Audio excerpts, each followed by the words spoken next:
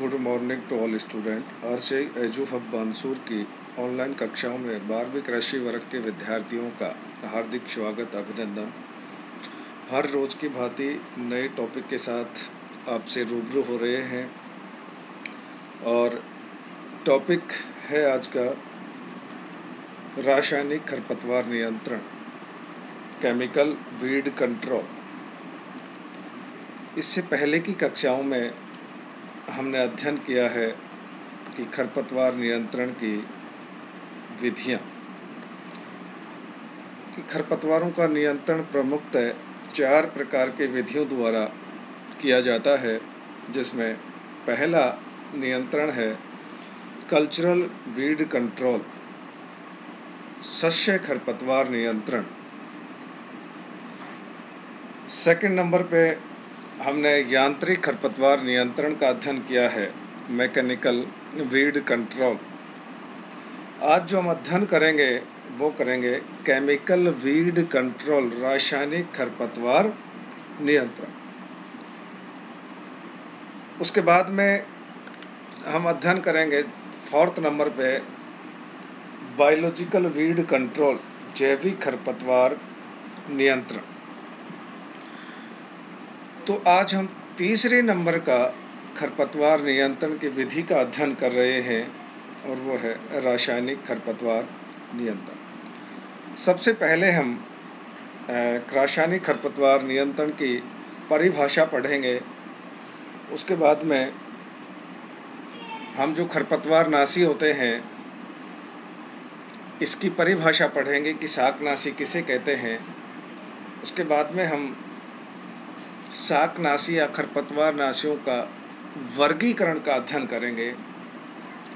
तो सबसे पहले हम बात करते हैं कि रासायनिक खरपतवार नियंत्रण की, क्योंकि जो खरपतवारें होती हैं वो फसलों के साथ नमी, पोषक तत्व, प्रकाश, स्थान इत्यादि के लिए प्रतिस्पर्धा करती है और जो फसल को मिलना चाहिए उसकी अपेक्षा अधिक मात्रा में खरपतवारें स्वयं ग्रहण कर लेती हैं।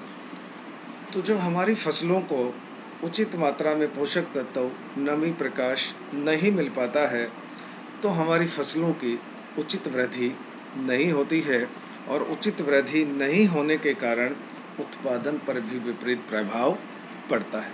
इसी वजह से हम कहते हैं कि लगभग कुल उत्पादन का 33% खरपतवारों से घट जाता है, लॉसेज हो जाता है। जो हमें कुल उत्पादन प्राप्त हो रहा है उसका लगभग 33% तो हमारी खरपतवारों के द्वारा नष्ट हो जाता है।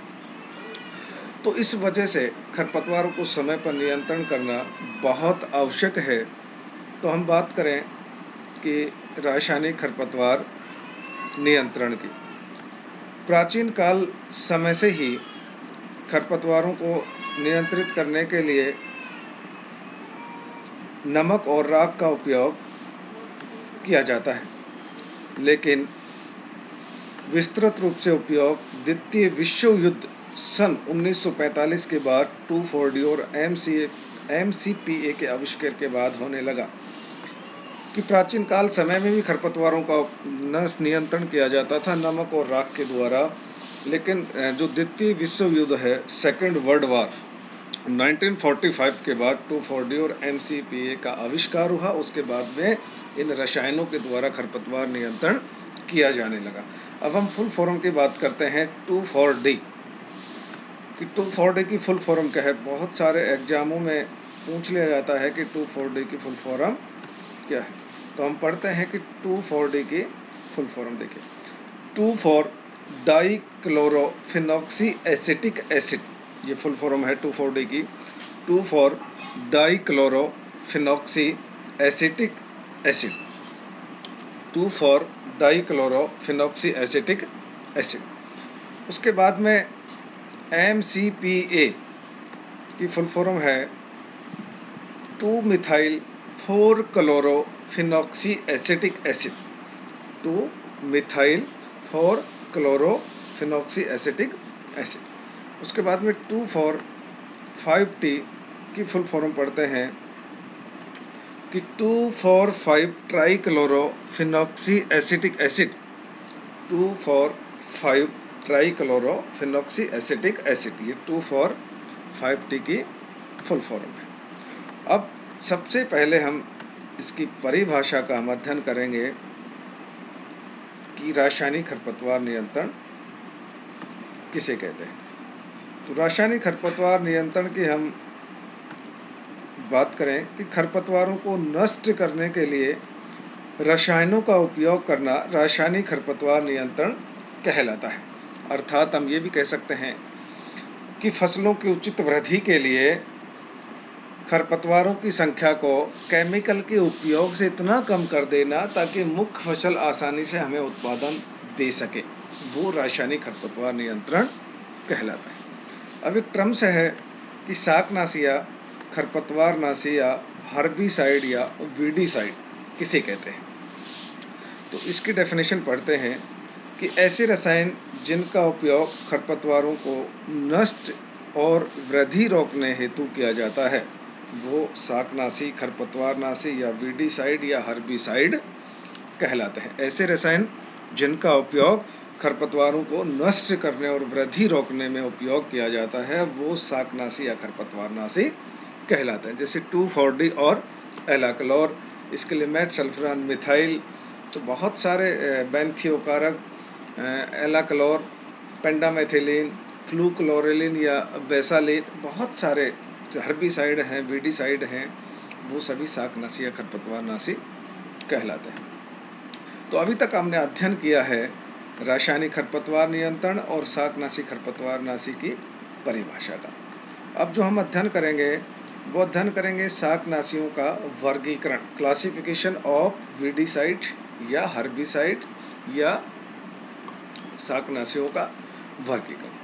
तो हम कह सकते हैं गुण और प्रभाव के आधार पर शाकनाशियों को 4 वर्गों में विभाजित किया गया है। जो इनकी गुण, प्रभाव, उपयोग में लिए जाने वाले समय के आधार पर तो शाकनाशियों का जो वर्गीकरण है वो गुण और प्रभाव के आधार पर शाकनाशियों को 4 वर्गों में विभाजित किया गया है।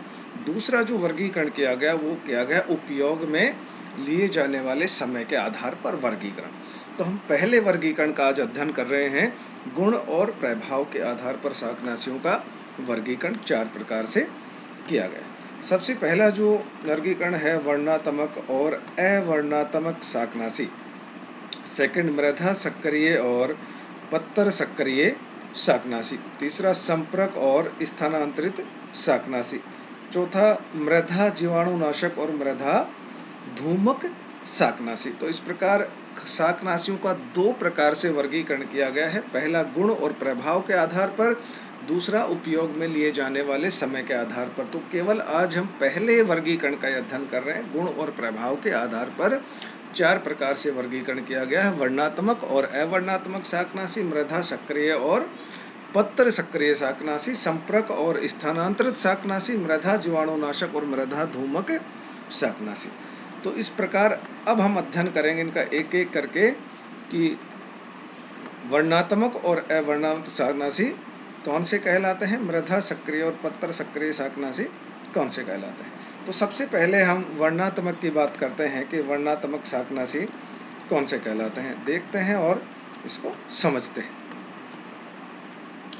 वे शाकनाशी जो किसी जाति विशेष को ही नष्ट करते हैं, जैसे एग्जाम्पल जब हम पढ़ेंगे तो समझ में आएगा कि गेहूं में 2,4-D का उपयोग चौड़ी पत्ते वाले खरपतवारों को नष्ट कर देता है, लेकिन गेहूं की फसल को कोई नुकसान नहीं पहुंचाता है। इसी प्रकार दलहनी फसलों में बेसालीन खरपतवारनाशी का उपयोग किया जाता है।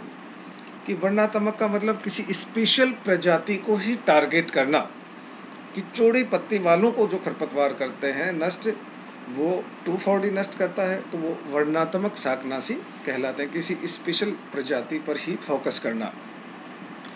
अवर्णात्मक शाकनाशी का मतलब होता है कि इन खरपतवारनाशियों का उपयोग बंजर भूमि, उद्योग परिसर, रास्ते, अकृषि भूमियों में किया जाता है। और इसका तात्पर्य क्या है, ये सभी खरपतवारों को नष्ट कर देता है। वर्णात्मक शाकनाशी तो केवल पर्टिकुलर स्पीसीज को ख़त्म करता है, जैसे चौड़ी पत्ती वाली या संकरी पत्ती वालों को करता है।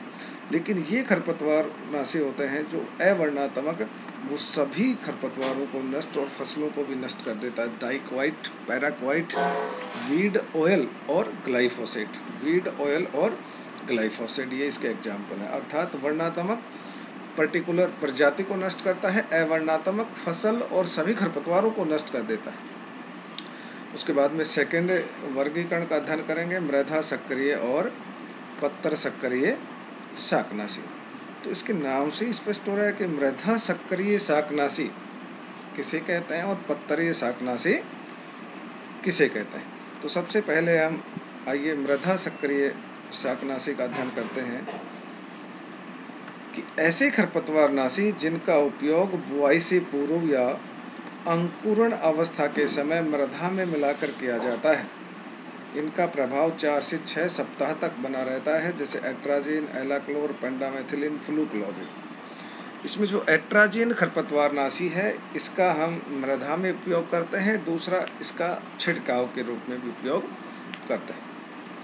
तो ऐसे खरपतवारनाशी जिनका मृदा में उपयोग किया जाता है वो मृदा सक्रिय शाकनाशी कहलाते हैं, और ऐसे शाकनाशी जिनका उपयोग पत्तियों पर छिड़काव के रूप में किया जाता है वो पत्तर सक्रिय शाकनाशी कहलाता है। जैसे 2,4-D, आइसोप्रोटेरोन, सल्फोसल्फिरॉन, ग्लाइफोसेट, इनका हम छिड़काव करते हैं। एट्राजिन का हम पहले उपयोग करते हैं और छिड़काव के रूप में भी उपयोग करते हैं। तो इस प्रकार आज की क्लास में हम शाकनाशियों का 2 प्रकार से वर्गीकरण का अध्ययन किया है। शेष जो वर्गीकरण का अध्ययन हम नेक्स्ट क्लास में करेंगे। तो आज की क्लास में केवल इतना ही। नेक्स्ट क्लास में फिर नए टॉपिक के साथ मिलते हैं। धन्यवाद।